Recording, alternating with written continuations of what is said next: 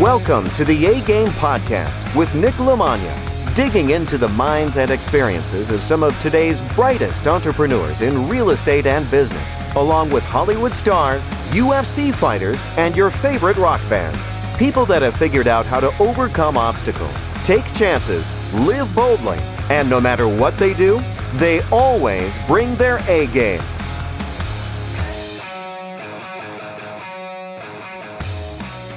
My guest on today's podcast is Ben Azadi. Ben Azadi is absolutely amazing. He's somebody that I recently came into contact with on the health side of things where, to be honest, the last thing I really wanted to hear about was somebody talk to me about dieting.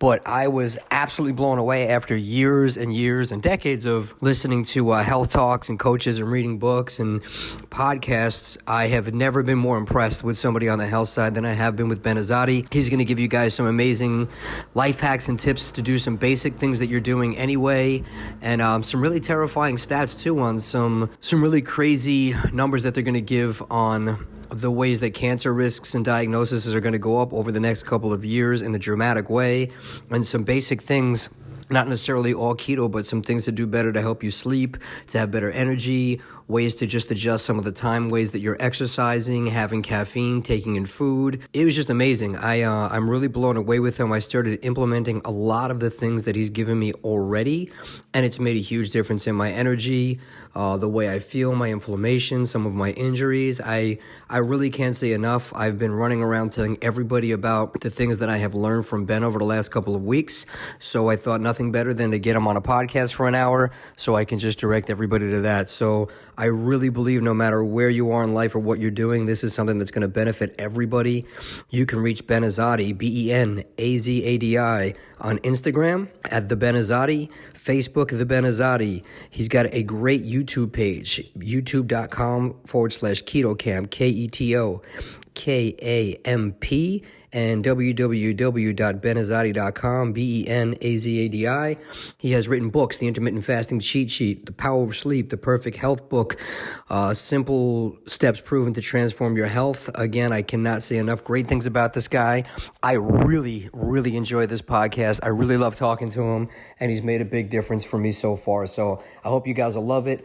And please, if you guys are getting anything at all from the podcast, please go on and leave a review, leave 5 stars, whatever it may be, and start to share and support. I have not done enough of that, and I really appreciate some of the comments I'm getting from people. Thank you very much, Ben Azadi, ladies and gentlemen.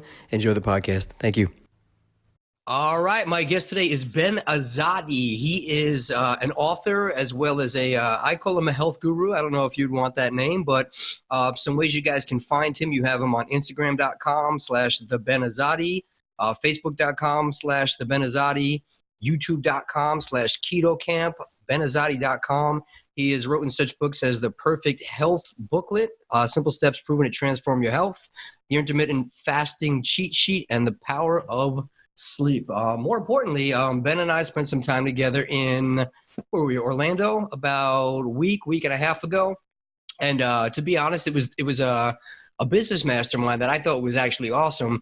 And I didn't think I was going to gravitate towards the section you did as much, because I've seen so many people talk about diet and keto, but the way you present it and the things that you brought up just were so, I don't know, just the way your facts were and the way everything was presented, it was such a punch in the face that it was almost, I'd say, one of the most impactful things of the entire weekend. I immediately came home and started implementing a lot of stuff, and you just made me aware of why a lot of things were important. So I immediately asked if I could get you on the podcast, and I'm really happy you did it. So I was just telling you right before we started to record how I'm like Ben Azadi proofing my house now with like my refrigerator and like all my electronics and things like that. But it was really cool. So I wanted to dig into a bunch of different stuff. You know, first off, one of the things I love about this podcast is it's not really supposed to be a real estate podcast. It's basically for anybody that's just killing it in anything and just bringing their best. So I wanted you to just talk a little bit about yourself and your background, because I was shocked to hear that you said you used to actually be obese, and now you don't look like you have an ounce of fat on you. But, you know, again, part of the thing that I like is that it's not really the thing you were presenting was the health really shouldn't be about just looking good on the beach. It should really be from the inside out, which I feel is really where me and a lot of people that I deal with is especially jiu-jitsu guys, I think we tend to be very feast or famine. A lot of my fighter buddies that you have a competition or a fight coming up, so you're very, very strict for, 6, 8, 12 weeks. And then it's like off the rails, food, booze, like going on vacations, eating crap.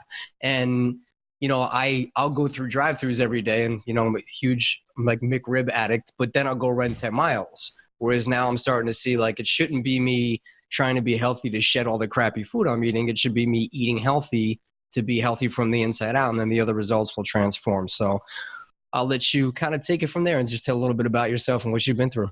Yeah, well, thank you for that introduction and for having me. It was so great to connect with you in Orlando. We definitely had a great weekend learning from some of the best in not just real estate, but just self-development, Tim and Lee and Francis. And it was great to meet you. And I'm glad that you shared that, because you shared it with me last week about the not looking forward to the health portion, because you're right. There's a lot of people out there just kind of reiterating the same old, eat more fruits and vegetables, count your calories, count your macros, diet, just move more. And I told you from the beginning, I told you that it was going to be unlike anything you came across. So I'm glad that was the case. And you're Ben Azadi proofing your household as you were sharing.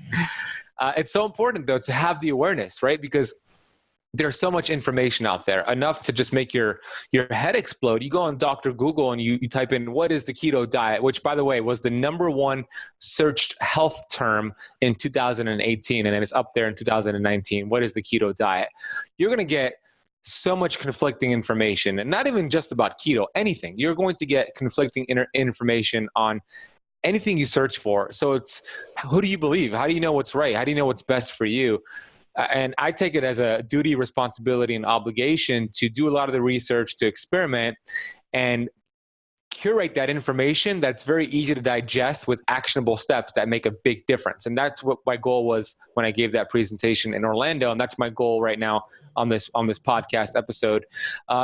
So going back to who I was, obese for sure. I know I don't look like it right now. I look like I'm lean and healthy, but most of my life, the first 24 years, Nick, I was very much unhealthy. My parents immigrated from Iran in the 1970s. They had my sister, they had me, and my mom worked 3 jobs. One of those jobs was a assistant manager at Kentucky Fried Chicken. And she would come home on most nights and she would bring home leftover fried chicken. And I ate that leftover fried chicken, and it showed with my body because I ballooned. I was obese, and I was that fat kid who grew up who had low self-confidence, low self-esteem, no entrepreneurial aspirations. I was just tiptoeing my way through life, hoping to make it safely to death. Honestly, I was depressed. I was low self-confidence. I was addicted to drugs and video games, and I did not know anything about health, about exercise. I never exercised in my life. It wasn't until I hit 24 years old, which is back in 2008, 2009, that I went through a rock bottom. Ex-girlfriend broke up with me, working at a packing and shipping store here in Miami. That was very uninspiring. And I was devastated by the breakup, my ex-girlfriend who broke up with me. And I was lost in life. And I wanted to actually kill myself. I was looking on Google for ways to kill myself, but I kept thinking about my mom and what I would leave for her. So it stopped me from pursuing that. And then enter books. If you're watching this, you see books around me. I started reading books for the first time in my life. Started reading Wayne Dyer and Bob Proctor and all these amazing authors. And it really opened up a brand new world that I never saw before, a brand new horizon. And I realized that I was blaming everyone for my problems, but the only person responsible for my problems is the person in the mirror. It's me. I am responsible for everything in my life. So I decided to take control in the one area that will make every other area lift up if I focused on this area. And that's health, because health is your true wealth. It pays the best dividends. It helps your business skyrocket. It helps your relationships improve. It helps every area in your life, because let's look at the opposite. When you don't have your health, when you have poor health, every area in your life suffers. And I spoke about this in Orlando. If you're unhealthy, you are selfish. It's the most selfish thing you can do, is to become unhealthy, because your friends, your family, your business partners, they don't get your truest version. They don't get your greatest personality. How could they if you have brain fog, if you're hurting all the time, if you have low energy? How could they get your greatest version? If you go on a trip to Europe for a month because you're crushing it with your finances, but then you're there with your family and you're complaining all the time because you're hurting, you need a nap, it's not going to be beneficial. But if you focus on your health, everything will improve. So I understood this back then from reading books. Fast forward 9 months, back then when I took responsibility, I went from 250 pounds at that moment that I took responsibility. 9 months later, I went down to 170 pounds. So I lost about 80 pounds of toxic fat, 34% body fat to 6% body fat. I used to wear a size 38 waist in my jeans. I went down to size 30. But more importantly than the physical transformation, I carved out what I call a mental six-pack. That is more important because you mentioned at the beginning, there's a lot of people who are fit, but they're not healthy on the inside. They're healthy. They look healthy on the outside, but they're what I call fit, sick people. And that's not what it's about. Having a six-pack, a physical six-pack is great, but more importantly is a mental six-pack. And if you can have both, even better. So that was the start of me getting into the health space. I became a personal trainer, opened up a CrossFit gym, became a health coach, and I started writing books. And kind of fast forward today, that's what I'm about 100%. That's awesome, man. Well, I'm glad you made that transformation. I'm glad you didn't make any rash emotional decisions because, it's as I'm getting older in life, I'm seeing more and more people are really struggling. Like I see more and more the biggest things. And I was just having this conversation with somebody that I don't know if it's just that I'm more aware of it now because there's social media. So people are posting their feelings instead of communicating with people, and instead of it being an internal circle of your 5, 10, 15 closest friends, it's thousands of people that you may normally not have had those conversations with. But it's amazing how once a week I'm seeing somebody that I barely know posting on social media about how they're on the verge of suicide or some type of emotional breakdown. And, it's kind of crazy, but I completely agree. I think when you, me, and Shane were sitting at lunch, I was talking about how, because he was like, man, I could have sugar. I literally got a DNA test that it has no effect on me. And I was like, well, yeah, but even if it doesn't affect you as far as like being fat, I find that when I eat junk, as good as it feels when I'm eating it, my mood, my productivity, my irritability, my energy level just gets zapped. And I'm sure that that's having a massive mental effect too on a lot of people when they're eating all this crap out there and doing all these things that I'm sure you see every single day. It is, absolutely. If you look at the body, if you just study the physiology of the body and you look at what happens when you consume, and when we say sugar, it doesn't necessarily have to be sugar. It could be carbohydrates, whole grains, healthy carbs. In fact, 2 slices of whole grain wheat bread is equivalent to 12 ounces of Coca-Cola when it comes to a blood sugar spike, right? So your body turns into sugar. Even excess protein is turned into sugar, but healthy fats are not. So we'll get back to that. So let's say you just study physiology, which I have done, and you just look at all the byproducts that are created after consuming sugar. It's a long list of things. And I compared it at the seminar to a Mack truck speeding through the highway with all this exhaust smoke coming out of its exhaust pipe. So that's what it's like when your body and cells are using sugar and the brain using sugar.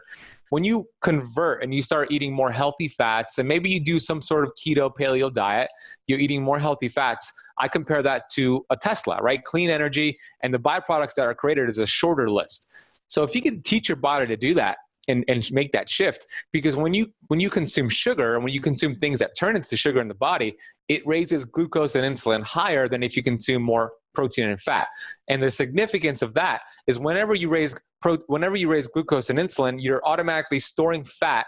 And then when that glucose and insulin spikes back down, so does your energy level. So then you have unstable energy levels, like you mentioned, and then you have hunger cravings and you want to eat something every 2 to 3 hours. So it's just not the way we were designed to be. We're designed to burn fat as the primary fuel source. Nice. So a couple of the things that I thought were really cool that I'd like to at least touch on some level if you're willing to go into it. Definitely the 5 things that you were saying could potentially increase your cancer risk that are basic things that you can just adjust around your house or on your diet that I thought were really cool. And the other thing that I definitely would love your take on is it seems to be the hot, I'd say 2 words actually, not just one, but definitely keto. Keto is a big thing out there now. And so is intermittent fasting, which I'm sure there's different levels of it. I'm sure there's different ins and outs of it. And I'm sure there's people out there giving it bad advice on it as well as ones that are good. I just talked to one of my buddies and I use the same analogy for real estate, that people tend to hear something and think that that means it's good. So I feel like the old buzzword used to be foreclosures. Oh my goodness, it's a foreclosure. I want it because I can make money on foreclosures. And I go, well, just because it's a foreclosure doesn't mean it's a good deal and you can make money on it. And now I hear the hot word is like off market. Oh, it's an off market deal. Yeah, but that doesn't mean it's good. It could still be a house that nobody's selling that's not going to make you any money. So I think there's probably similar things that you come across in your industry with keto and intermittent fasting that people hear, well, that's good. That's what I should be doing. That's the new buzzword or the new whatever. So, I don't have that experience on it. You were the first person that really I heard talk about it that just gave it in a way that made sense and made it seem like there were small steps and things I could do right now and implement it without making a massive change in my day-to-day lifestyle that would make a day-to-day immediate change in my health that I thought was cool. So what's your take on all the kind of fads and quick things that are out there with keto and intermittent fasting? Yeah, great comparison to real estate. There's no cookie cutter approach to real estate. There's no cookie cutter approach to keto fasting or anybody's health, right? So when you hear about keto, and I mentioned is one of the most searched terms on Dr. Google, a lot of people say, yeah, it's just a fad. It's like Atkins diet back in the 80s and it'll go away soon. What they don't understand is that keto is a state of being. It's actually been around since forever, for millions of years. It's your body's way of producing ketones, because when there's no sugar available, when your body has burned through its sugar reserves, which we want to do, the next option for the brain to function is ketones. The liver starts producing ketones that actually fuels the brain 3 times more than glucose. So it's a physiological process. It's not necessarily a diet. It's not about eating high fat, although that can be a part of it. It's just about depleting your glycogen stores, going low carb enough so your body can start producing ketones. And there is no one way to do keto. Like you said, the foreclosures and the off market. Well, same thing with keto. If you say, oh yeah, you go to McDonald's, right? And you mentioned McRibs, but you get a Big Mac, for instance, and you take off the buns and technically it's keto because it's protein and fat. But is that healthy? Is that actually going to get you the results you want? No, absolutely not, because there's going to be vegetable oils. There's going to be toxic meat, toxic cheese from tortured animals. So there's a right way to do keto, which I call clean keto. And then there's a wrong way to do it, which is dirty keto. There's big influencers in the keto space who have millions of followers, and they teach people how to eat keto at McDonald's, how to eat keto at these fast food restaurants. And I'm just, it's just a wrong, you shouldn't spend energy and time teaching people how to do that. I understand that some people don't have the means to buy grass-fed and organic all the time, but just doing your best with what you got and staying away from, toxic sources will make a big difference. So I want to break down real quick, what is dirty keto, right? What are the main things that contribute to cancer, like you mentioned? Vegetable oil is number one. And I mentioned this at the talk, and you were talking about how you did an audit and you cleaned house on vegetable oils. I love that. And I hope the person listening does the same thing. Vegetable oils, well, what are vegetable oils? Canola, grapeseed oil, sunflower oil, safflower oil, soybean oil, and peanut oil. So those are the 6 ones. If you have this in your kitchen or in your kids' foods, which by the way, they're everywhere, you got to remove it because it creates massive amounts of inflammation around the cells. We are made up of 70 trillion cells. And when you have inflammation around your cells, it communicates to your DNA to start turning on bad genes, to turn on cancerous genes, to turn on disease. And it's so toxic to the body. It's worse than sugar. If I had the option between drinking soda all day or eating cooked vegetable oils, I'll choose the soda because at least I could exercise some of that sugar. You can't exercise off vegetable oils. And I made the comparison. I made the statement also that if I had a choice between smoking a cigarette each day or consuming cooked vegetable oils, I would still smoke the cigarette over the vegetable oils, because I've read this one study that showed 1 plate of French fries that was fried in canola oil, vegetable oil, resulted in 5 months of cellular membrane dysfunction.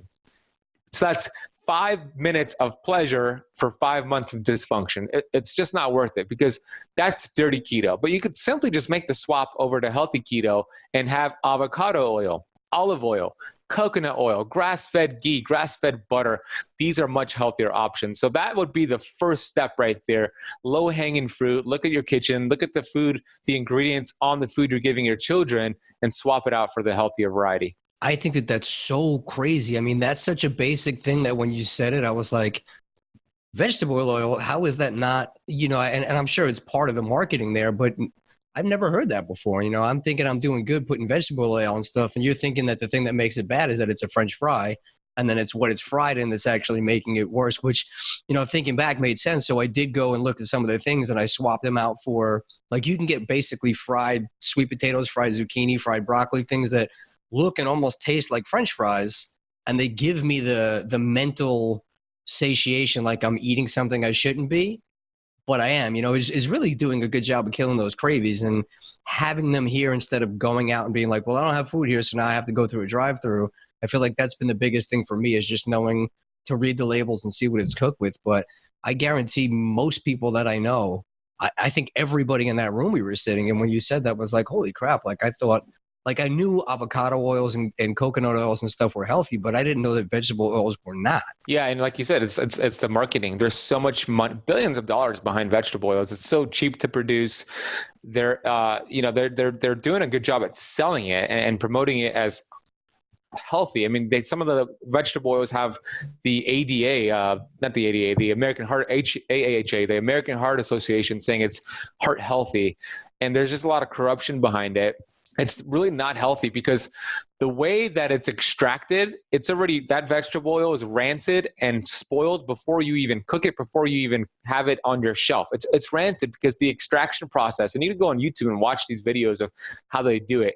Very high heat, very toxic, and that oil, then they put in a bottle, it's already toxic and rancid before it's even sold on the shelf. So it's very much not healthy, and it's having the awareness to kind of know this and then make a better decision. Now, the other thing that you were touching on that I thought you did such a great analogy of that I never really understood was you gave the analogy of the refrigerator and the expired food and how intermittent fasting really does that. And I think when I always used to hear intermittent fasting, for some reason, I thought that meant you didn't eat for the whole day. I didn't even realize that your sleep hours actually play part of that, and that it's really not that bad or that hard to do if you time it right. And even basic things, like I was telling you, a guy that I know that is not by any means or stretch of the imagination a representation of health, lost all this weight in a short amount of time. And when I asked him what he did, he was like, look, I just don't eat after 8. He's like, that was the biggest thing I did. And, he cut portions a little bit, but he was like, man, like broccoli and chicken, I don't eat that shit. He's like, I want my spaghetti, I want my meatballs, like I'm an Italian guy. So he was able to leave his diet a little bit the way he is, but just change some of the discipline of when he started eating and ended eating. And even since I've been doing that, I'm just making my last meal, I'd shoot for 6:30, but usually 8 o'clock. And then I'll try not to eat again until lunch. But like you said, the old breakfast is the most important meal of the day is complete crap. And when you said it about how the fasting gets all the expired food out of your refrigerator, like those stories stick with me. Like I learn really well like that. So explain to people who don't really know or think they may be doing it, what you had said at that meeting about what intermittent fasting actually does and some of the benefits for 12 hours versus 16 hours. Intermittent fasting it's not really about eating less. It's about eating less often, going a period of time without food. Like your buddy who lost all the weight, he just changed his meal timing, and it made a big difference. So can you and I've seen that before, but can you imagine if you change your meal timing by incorporating intermittent fasting and you change your choices, you'll get even better results.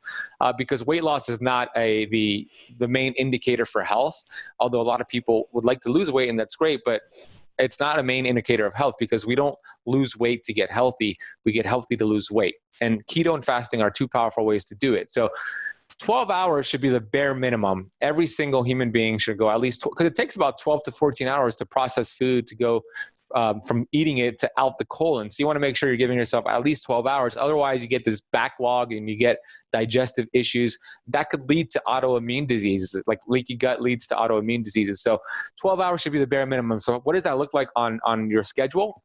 You're done eating at 8 p.m. like your buddy, and then you just wait until 8 a.m. for your next meal. 12-hour fast, you're using sleep. If you could push that out until lunchtime and just skip breakfast, maybe have some coffee and tea, then that's a 16-hour fast. And that's a good schedule right there. 16 hours fasting, 8-hour eating window. So all of your meals, all of your food is between 12 p.m. and 8 p.m. You're still eating the same amount of calories. You're just having them in a certain window. There's many benefits to doing this. Weight loss is one of them. Better energy and clarity and focus is another one. But the main benefit, the most important benefit is autophagy. And I mentioned what autophagy is. Autophagy stands for self-eating. And your body is so sophisticated and so smart that it's going to start using damaged cells and damaged proteins. So the analogy that I gave that left an impression with you, Nick, is a refrigerator that has groceries inside of it. Every grocery has an expiration date. What will happen if you let all those groceries past its expiration date and expire, but instead of taking those expired groceries that are rotten now and taking them out of the fridge and throwing them into the trash, you just kind of push them towards the back of the fridge and you buy new groceries, open that fridge door, put those new groceries in front of the old expired groceries and just close that door. It's going to be nasty, right? There's going to be toxins, mold, bacteria. There's going to be disease. The human body is like that refrigerator. We have cells, we have protein, we have our DNA, mitochondria, things that are inside of our cells that all have expiration dates.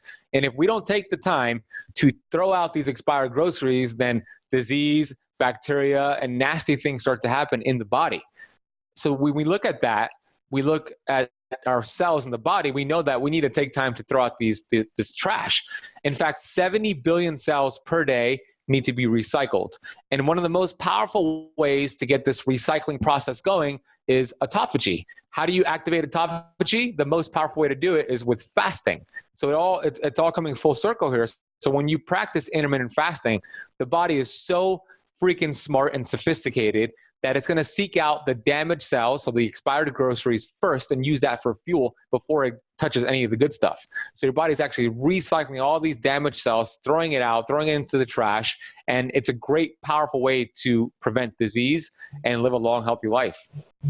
I think that's awesome. You know, for me, I'm a big believer in education, and you know, there's a time and a place to ask when and why. You know, I don't want to be the guy who just questions things when I shouldn't, but I also do feel like I've seen so many people that just say, well, do this. Well, why? Well, because I said so. My personality doesn't really, that bothers me, you know? So when I understand why I'm doing something and the importance of it makes me want to do it. You know, again, I'm a big jiu-jitsu guy. So, well, why don't I do this? Well, go ahead, try it, see if it works. It's like, okay, well, that doesn't work. Well, that's why I look at all these things that happen and you start to see it's for your own good. And you are the first person that I've heard actually give a really scientific reason of this is what this is doing for you and this is why. Whereas I know everybody hears intermittent fasting is good and I'm doing it. But if I ask 99% of the people I know that do it, why they're doing it or what it's doing for their body, they don't know. They just know that somebody told somebody or somebody knew somebody who lost a lot of weight doing it. So they're doing it now.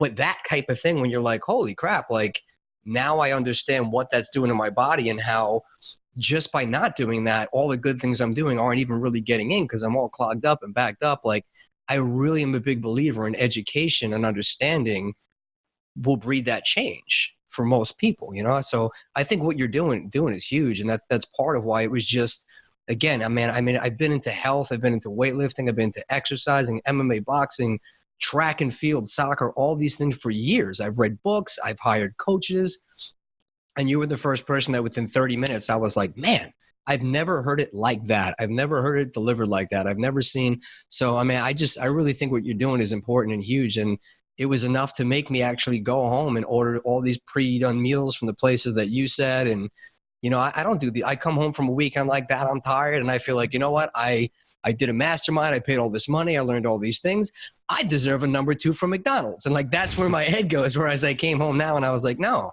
like I really don't want that anymore. I want that crap out. I want to have these habits. I don't want to see you in 90 days and look worse and feel worse and have you be like, well, I told you these things, you didn't do anything with it. So, man, I think what you're doing is huge and it's really helped me out a lot. And just, I think people are going to hear stuff like that the more that they see you saying those things and go, holy crap, yeah, wow, that's why I'm going to do that. And putting that with what you have of, you know, I'm shutting off my Wi-Fi at night, I'm making sure I'm monitoring everything down, and I'm trying to actually get to bed by 10 or 11 and wake up by 5 or 6. So now I'm not getting those, because that's where I get in trouble. Is I'm up working late. As I'm working late, I'm getting hungry and tired. I'm making bad choices. Then I wake up in the morning and I feel like crap because I ate late, you know?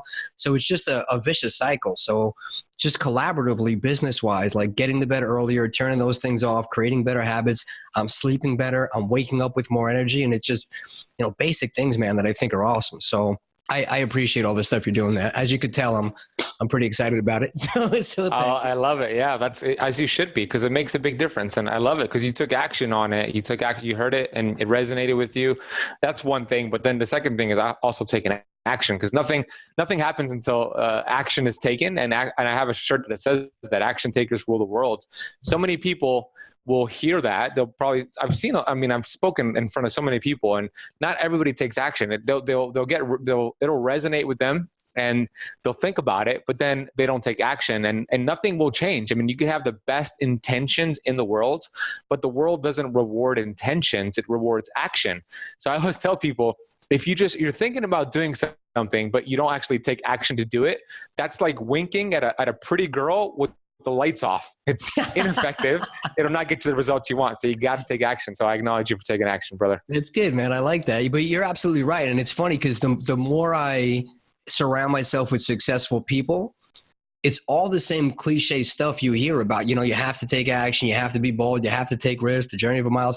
And when I go to beginners and I say these things, they roll their eyes like, I could read that out of a book. And it's like, well, these are the things that work. There's a reason that these sayings and these cliches have been around for decades and decades and decades. But, some people want that silver bullet. I said this a couple other times, but one of my friends, Eddie Chuck Gordon, he's a UFC fighter. He's got like his whole like truck boot camp, and he does a lot of these things. And he said he doesn't want to teach somebody how to lose weight in 30 days. It's a crash diet. It's not going to stick. He wants people to change habits. And he was like, business-wise, it's probably not the best thing for him, because his goal is for somebody to not need him in 90 to 120 days. And he tells them, look, I'm going to give you things that are going to take 3 or 4 months, but if you do them and you stick with them, they're going to last a lifetime and you never have to call me again.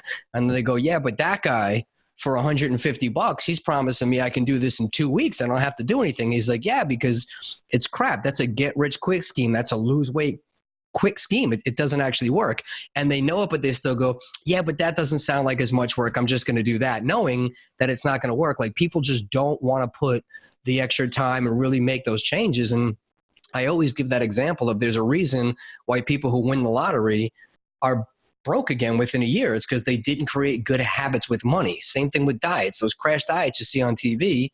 Yeah, maybe somebody looks good on the beach for 30 days, but go look at them in 6 months. They probably weigh more than when they started, because they didn't really change any of their habits, their internal health and stuff like that. So I'm sure that gets frustrating for you when you give people advice and they don't make the changes, and then they come back 6 months later looking for another silver bullet or some magic pill. Yeah, it's that microwave thinking. People want initial results, and you could get initial results if you start counting your calories and cutting your calories and exercising more.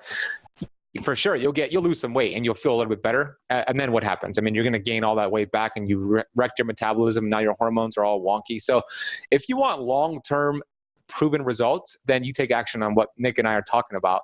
But if you're a microwave thinker, then this is probably not a good episode for you to listen to, because it's nobody wants to take responsibility. And I've been there myself. Once you take responsibility and take action, and you are persistent, and you start swapping out bad habits with healthy habits, it's just a matter of time. I mean, it takes 66 days to develop a new habit. That's according to the University of College London. Not 21 days, not 30, not 40. It's 66 days on average. That's when your brain has new neural pathways that are created. And when I say a new habit, it could be a bad habit or it could be a good habit. But the thing about habits is that the chains of habits are too weak to be felt until they're too strong to be broken.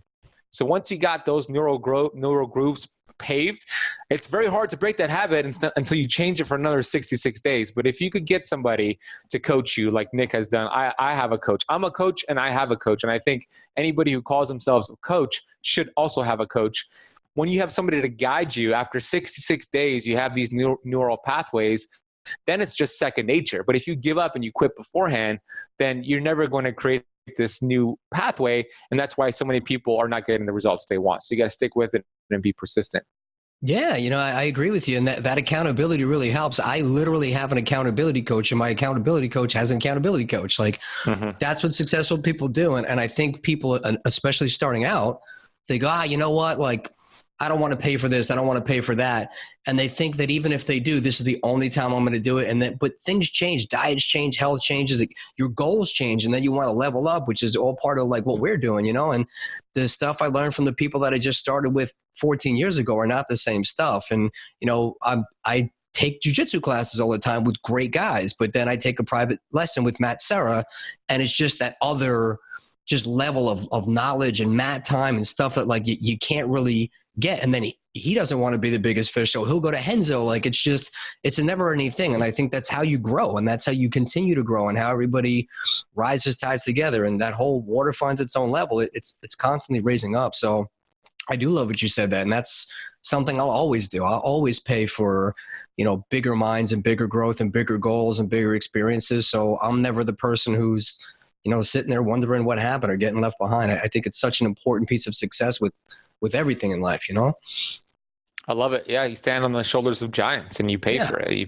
pay to get access to that, and that's what it's about. Because the return on investment is much more than what you pay. Yeah. So the other thing that I thought was it blew me away, and it's making me completely insane because I'm so paranoid about it now, was the EMF stuff, which you gave, the brain cancer thing with, I see that you have the cord on your headphones now. So I got rid of all my Bluetooth stuff. I wanted Defender Shield. I'm waiting for all that stuff to come, but that's such a thing that just made sense, that I think everybody's heard all these things are bad. Like, these frequencies can give you cancer, but I don't think people, like, it's growing so much, and now everything everywhere is Bluetooth and Wi-Fi and like no cords and now 5G. And one of my real estate students, he was installing 5G in DC for Verizon.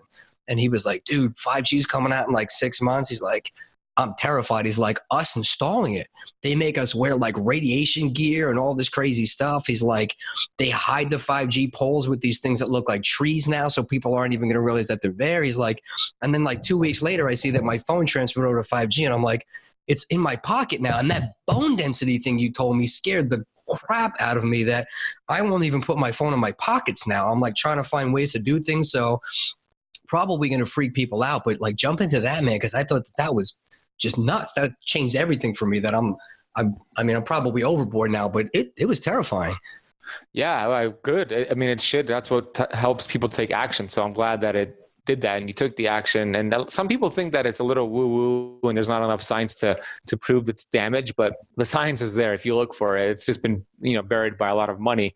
We can't escape EMFs. EMFs stand for electromagnetic frequencies, and they come in the form of wireless signals, Bluetooth, cell phone, now 5G, which is a powerful EMF signaler.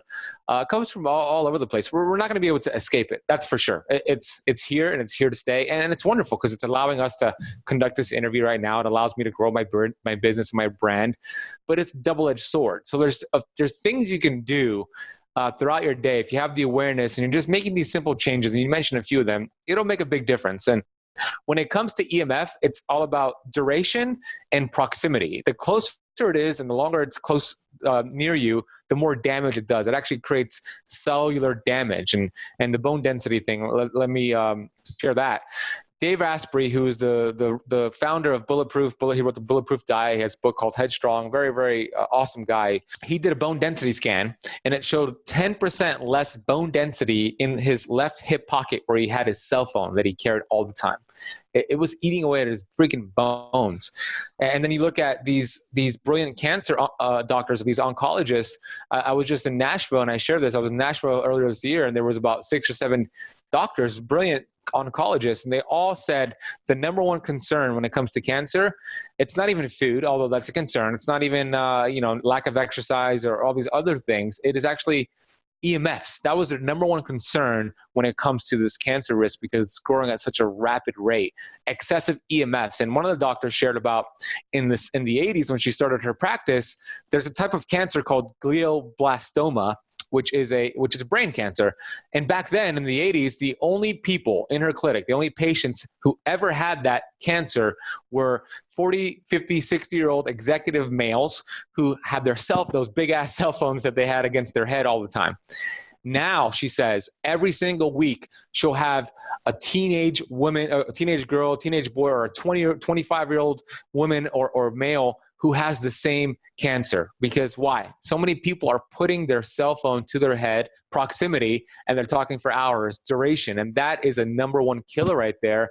It's creating a lot of problems. So rule number one here is never put your cell phone to your head. Put it on speakerphone. I always have mine on speakerphone, or I'm wearing a wired headset and I'm talking through that. Keep it away from your head.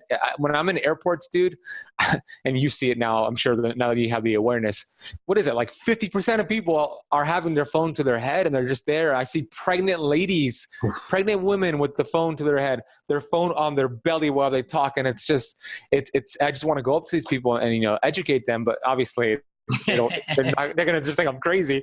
But that's rule number one. Just put your phone on speakerphone. Stop wearing your Bluetooth headsets, including those Apple AirPods, which I used to wear during my workouts and I do not wear anymore. Turning your Wi-Fi router off on when you're going to bed, because you don't need Wi-Fi. So turn it off and just do these little things. Keep it out of your pocket. Buy Defender Shield things. Put your phone on airplane mode. Doing these little tweaks goes a long way. Yeah, that's huge. So is there other things out there like that? I know Defender, I think like DefenderShield.com is a brand that I guess they have like covers and stuff that will limit some of the EMFs that are coming off of your general electronic stuff, right? Yeah, Defender Shield is a great company who has they have things for iPads. So if you have children and they're on the iPad, you could just put this casing around it. There is EMF magnets, meaning it deflects EMFs. And if you do a Google search and put EMF magnet deflector, something like that, that should pop up. I'm not sure if Defense Shield has that. I don't think I shared this, but here's another hack that just came to mind. Another tip.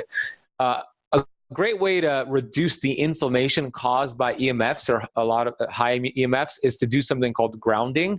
And that just means walking barefoot. Honestly, walking barefoot on grass or sand has profound effects on reducing EMFs. The earth literally pulls some of this charge, this EMF buildup from the body, because the earth is struck by lightning thousands of times every second, and it's very electrical dense. So when you walk barefoot on planet Earth, preferably on the beach, but if you don't live close to the beach, on any kind of patch of grass, it's literally pulling EMFs out of your body. It's like taking a handful of antioxidants. So if you do that for 15 to 30 minutes a day, you'll notice a big difference. That's awesome. I'm going to start doing that too.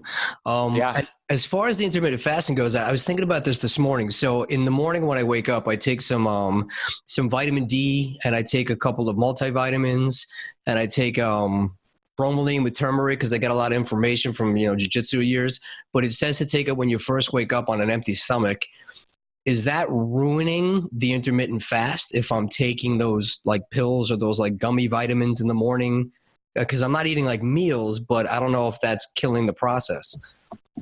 If it has carbs in it or protein, it could negate some of that autophagy, because anytime you raise glucose and insulin, when glucose and insulin goes up, autophagy goes down.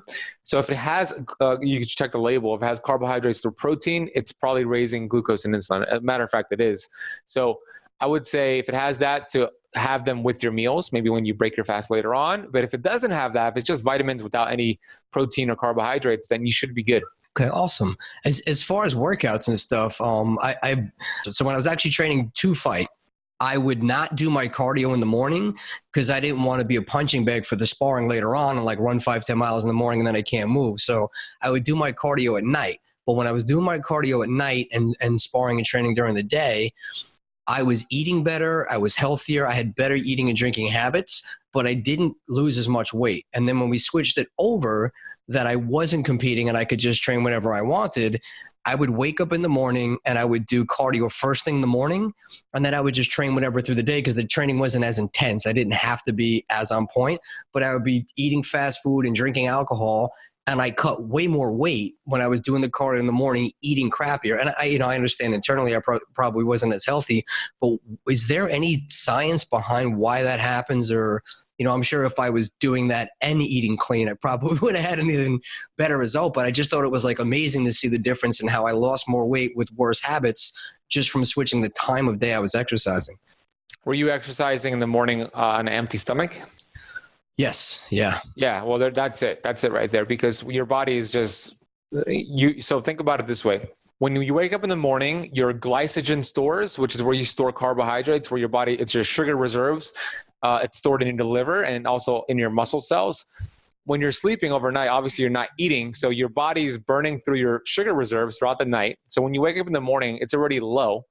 And then you exercise, you're going to completely deplete that. And then the next process for the body is, we need to get energy from somewhere. So it breaks down fat and gives your body energy. So that's what's happening there.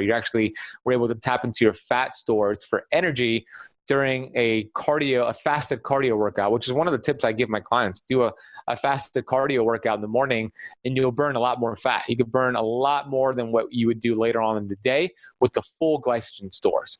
Something else you can do, by the way, another tip that I give my clients is drink green tea before your fasted workout, because green tea has something in it called catechins, and catechins have been shown to target belly fat. Okay. And the caffeine in the green tea could increase your metabolism short term to burn more calories during that workout. So if you do that, green tea, fasted cardio, and then if you do something else, a cold shower after that workout, you even burn more fat because your body activates something called brown fat, which burns 3 times more calories than white fat. And you activate it when you're shivering, like a cold shower. So that's a 3-step approach for blasting fat. That's awesome. You reminded me the caffeine thing was really eye-opening too, because, my friends who know me well know I'm kind of addicted to energy drinks, which I'm sure isn't the best, but over the years of addictions I've had, that's, you're going to have something that's probably not the worst one, but I did switch to, I really only drink the Zevia energy drinks now. So I'm sure they're not great, but they're the lesser of the evils for some of the stuff that's out there. They don't have sugar. They have more natural sweeteners. But you had said, which I've switched since I saw you, that the best time to have your morning caffeine is 90 minutes after you wake up. So usually I roll out of bed, I crack an energy drink, or I grab coffee. Now I'm waiting an hour and a half to do that. And then I had trouble sleeping. I can fall asleep anywhere, but I can't stay asleep. And what you had said about the half-lives on it, I thought were really interesting. So now I'm making sure that I'm waiting 90 minutes after I wake up, and I'm trying not to have any after 12 o'clock because of what you said with the half-lives, that sometimes you're tired, but you can't sleep. So I thought that was a huge thing that, again, nobody's ever said to me, or I've never heard it like that. Yeah. Have you noticed a difference by waiting to 90 minutes with your energy throughout the day? Yeah. Yeah. The cool thing about that, the tip is wait an hour and a half after you wake up to have your coffee or your tea, whatever has caffeine. And I like Zevia, by the way. I drink Zevia. I don't think they're bad at all, unless you're having many of the energy drinks throughout the whole day. But other than that, I think Zevia is fine. I drink it often. If you wait an hour and a half to have your coffee or tea or whatever has caffeine, you get more bang for your buck, because when you wake up in the morning, you activate cortisol naturally. Cortisol is your stress hormone, your fight or flight hormone, and it's naturally activated in the morning to give you energy to get your day started. It's just a process in the human body. Cortisol is much more powerful than caffeine. Caffeine does not stand a chance to cortisol, the mighty, mighty cortisol. So what happens if you just have your coffee first thing in the morning or your caffeine first thing in the morning, cortisol is already high. That caffeine is pretty much rendered useless. The most you'll get out of that is maybe some jitters. And then you're going to find yourself needing more coffee throughout the rest of the day because you're not really using that caffeine. But the hack is, if you wait an hour and a half, 90 minutes after you wake up, cortisol will begin to naturally drop down. Then you have your caffeine. That'll bind together the caffeine and the cortisol to give you bigger bang for your buck and sustainable energy levels throughout the whole day. So that right there has been a game changer for my energy levels. Just waiting 90 minutes to have it, you'll notice a big difference. So I know you said the EMFs, the vegetable oil, the intermittent fasting, the working out on an empty stomach. Those were, I think, 3 or 4 of the first things you had shared with us at the group. What are some other things that you're seeing in day-to-day life that people probably aren't aware of, or some things they can change? And I think there was a couple other things you shared with us too, just for general health, general internal and external aging, and maybe some stuff to help limit cancer, which the facts were just crazy when you were saying how as the next 5-10 years go by, it's actually going to be 1 in 2 people actually suffer from some sort of cancer, which again is just terrifying. It is. The stats are disgusting. It's one of the things that really inspire me every day to turn around, because if you just look at the trends, we didn't have an obesity crisis back in the 50s. We didn't have type 2 diabetes didn't even exist back then. Type 2 diabetes, when it was first into existence, people are having this disease. It used to be called early onset diabetes, adult early onset diabetes. And then children started having diabetes. So they call it now type 2 diabetes, which is crazy. Cancer, the stats right now are 1 out of 3 people will get a cancer diagnosis in their lifetime. That's the current stat, meaning out of 3 people that are listening to this podcast, 1 of them will be diagnosed with cancer in their lifetime. And the trend is not getting better. It's been getting worse. So in about 5 to 10 years, it's predicted that that's going to be 1 out of 2 people are going to get a cancer diagnosis. And cancer is not a genetic disease, okay? There's billions of dollars that were spent on treating cancer as a genetic disease when they never came up with the cure because they're looking at it the wrong way. It's not a genetic disease. It's a metabolic disease. It's true that you cannot change your genes. So if you have cancer that runs in the family, you're going to be born with those cancer genes. But you have a choice whether or not you are going to express those genes or not. You have 97% control over the expression of your genes. It's called epigenetics. So if you understand that, you know that you're in control. You're not doomed by your genes. You're not doomed by your genetics. The genes that you're born with, they load the gun, but we decide whether or not we pull the trigger. So understanding that, and you can start avoiding the vegetable oils, the EMFs, eating more healthy fats, you're going to have control and you're not going to fall victim to these statistics. My father passed away from the complications of type 2 diabetes. He suffered a massive stroke. So diabetes runs in my family. I'm never going to get diabetes because I'm in control, you see? So I want people to be empowered by this message. One of the easiest things you can do to help increase your lifespan, I thought of a second one as I said that, but the first one is sleep, getting quality sleep. If you could get yourself 7 hours every night of quality sleep, you'll live longer. You'll have better energy levels. You'll burn more fat. So what are some ways to do that? For sure, avoid any food within 3 hours of going to bed. Give yourself a 3-hour fast before going to bed. That'll make a big difference for your sleep. It'll make a big difference for feeling better in the morning, getting rid of brain fog. So focus on your sleep. I have a book called The Power of Sleep. It's on Amazon if you want to learn more about sleep. The second thing that I thought of that I didn't share last week, I don't think I shared it, is olive oil. Maybe I did. Studies show if you were to have a tablespoon or 2 tablespoons of real extra virgin olive oil every single day, you could extend your life by 9 years, okay? 9 years. So it's anti-inflammatory, rich in polyphenols, but here's the deal. A lot of the olive oil on the shelf at your grocery store is not real olive oil. It's toxic, it's rancid. How do you know if it's rancid or not? Well, here's an olive oil test. You take a tablespoon, put it in your mouth. If it burns your tongue, burns your throat, that's a good sign. Rich in polyphenols, it's probably a good olive oil. But if it goes down smooth, it's not a good olive oil. So I get mine delivered to me on auto ship from a company called Fresh Pressed Olive Oil Club. They deliver it, they hand pick it from Chile and Europe. And if you go to ketocampoliveoil.com, you could get your bottle delivered to you. And that's low-hanging fruit. Sleep, olive oil, and all of other things we mentioned, and you're going to be in control of your genes and not let your genes control you. That's awesome. And I almost didn't give you credit for it. I apologize. But what I was saying before, you reminded me of it, that Gary was saying he goes to bed by 10 and wakes up at 5. But another reason that I started doing that is because you were saying between 10 p.m. and 2 a.m., your body's reacting a lot differently to your sleep, where, you know, I might go to sleep at 2 a.m. and sleep till 2 p.m., and it's not going to be as quality for me as if I would have gone to bed those other hours, which I've never heard that before, you know, and I'm always listening to people talk about sleep because it's a huge piece for me that I don't sleep enough. So what was the, I forget the exact thing. It stuck with me, those hours, and I knew there was a benefit for it. Yeah, you nailed the time frame, 10 to 2. It's called money time sleep window. And that's exactly it. So you get every hour of sleep within this money time sleep window is equivalent to 2 hours of sleep outside of this window. That's where you get most of your delta sleep, your deep stage 4 sleep. And what happens during delta sleep is all of your fat burning hormones are activated. So 98% of fat burning hormones are activated during delta sleep, not at the gym, not during even a jiu-jitsu workout, but during this stage 4 sleep. Also, your brain cells actually shrink in size. It's crazy. And you have this fluid that goes over your brain and it starts flushing out toxins from your brain. It removes toxins from your brain. It's like a dishwasher.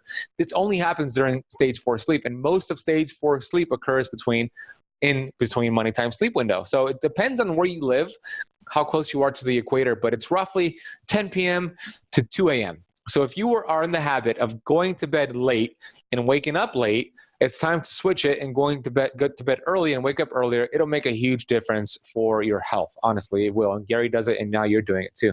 Yeah, that's awesome, man. One thing I also wanted to ask you about that I didn't get to before I let you go. By the way, this has been awesome for me. I really appreciate you doing this. I've been really annoying to everybody. Like everybody I see, I'm like, don't you realize you're out of like, so I'm like, so all I'm going to do now is I'm just going to start telling people like, go listen to this podcast because I can't say it as well as you, but I mean, it must drive you nuts everywhere you go. Like, put this down, eat this, don't do that. Like, I just want to tell everybody, but, waters are another thing that, I see stuff all the time on Facebook and Instagram or whatever, that you have people doing these water tests where they have like tap water and Fiji water and Dasani, and some of them are actually not good. And then everybody's got their water filter that they're trying to sell. And I know like Tim was saying a lot of the stuff there too about, the products you're washing your body with and the water you're drinking. Is there a preferred thing that you recommend or that you do for some type of filtration system for your house, or a particular bottled water that's better than others? Yeah. When it comes to water, they're not all created equal, and there's a lot of toxic water out there. So the toxic water, Dasani, Aquafina, Zephyr Hills, there's a lot. The good ones for bottled water, I have one in front of me right now. Aquapana is a good one. If you could get glass like I have here, it's always better, although not always an option, but glass is better. So for bottled water, Aquapana, Evian, Fiji, although I think it was Gary or somebody was telling me that Fiji has been shown to be toxic. I haven't seen that myself, so I still go with Fiji. What else? Pellegrino. I like sparkling water. Pellegrino is fine. And Mountain Valley. Mountain Valley is usually my go-to choice. So those are the ones that I buy when I'm traveling, and you can find those at the airport. Evian is usually everywhere. When it comes to your house, whatever goes on your skin goes into your bloodstream. So if you're taking a shower and you don't have a shower filter, there are trace amounts of medication and birth control pills and heavy metals in that water. That's in our supply system. And it's going on your skin. No, you're not swallowing it, but it's still going into your bloodstream. So it's affecting your hormones and your body. So you could go on Amazon and just buy a $30 shower filter. It'll last about 6 months, and just change that out every 6 months. It's very easy to install. Just to, it's a low-hanging fruit right there. Or you could put a water filtration system in your household like Tim did.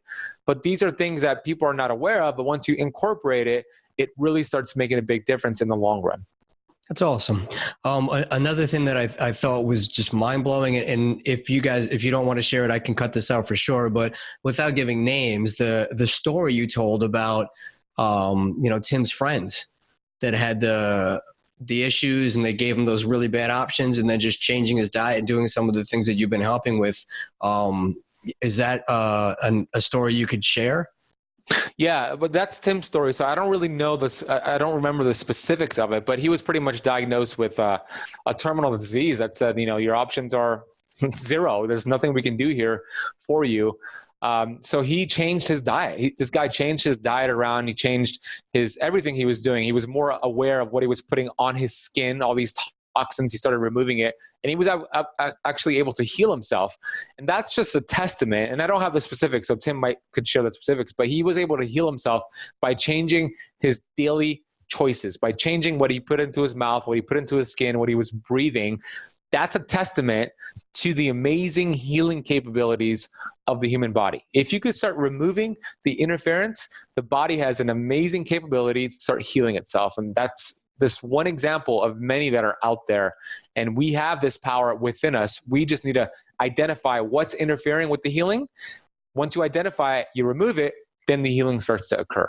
And that's the process. Yeah. I just think it's amazing. One of the things I tell people is, what do you call the guy who graduated last in medical school? But he goes, doctor. I go, yeah, they're not all created equal. One guy studied every night. One guy smoked pot every night. They both got the same degree, but they're not all equal. And I think people hear somebody's a lawyer, somebody's a doctor, and they assume that they know what they're talking about, but they don't.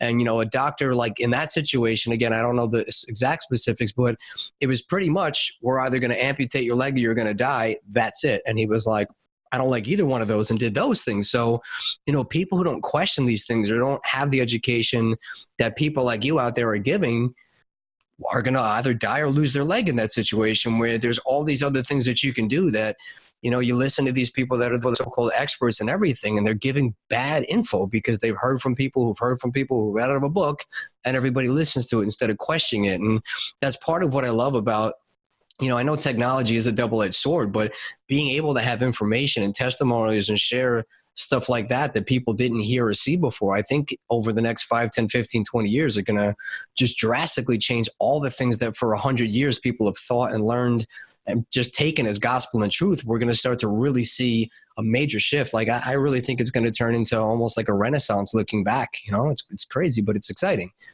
Yeah, I agree with you. I think this obesity trend is going to start to get reversed with all this information, especially with how popular keto is. So it is exciting. It's exciting because now you can't lie to people because they could verify facts with studies. They could look up studies online. And doctors are not bad people, but their paradigms most of the time is incorrect. It's been bad information that's been passed around for so many years that have been accepted as truth, but it's not the case anymore. We need to be our own health detective. And once you become your own health detective and you become a free thinker, that's when your life starts to change for the better, like you said. So it's a powerful movement right now. I'm excited about it too.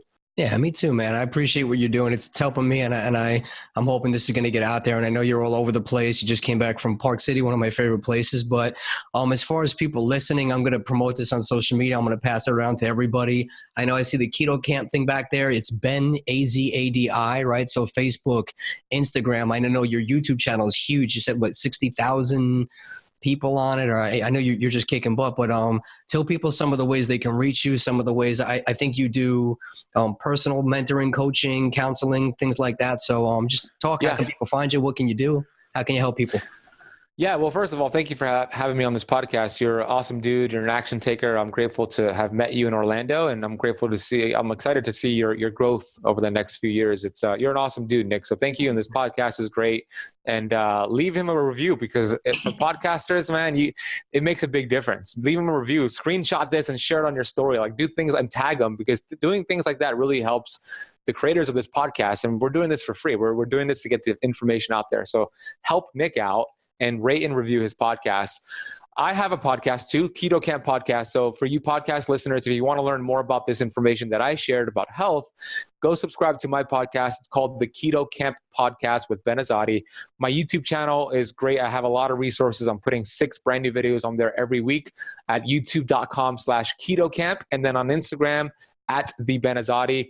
Best way to find me are on there. And you can see my services on there as well. The one-on-one coaching, I don't take on a lot of people. I only offer that to exclusive people. But if you want to learn more about that, we could have a conversation about it. You could just send me an email at ben@ketocamp.com, and that's where you could find me. Awesome. And again, this has been huge for me. I'm really excited. I'm really happy I got to meet you there. And we just clicked, and everybody I think was blown away by what you did and what you said there. And man, I just appreciate it. It was just a game changer for me. And I look forward to seeing you in a few months, and hopefully I'm internally and externally healthier. Anything else you want to share before we cut our time today?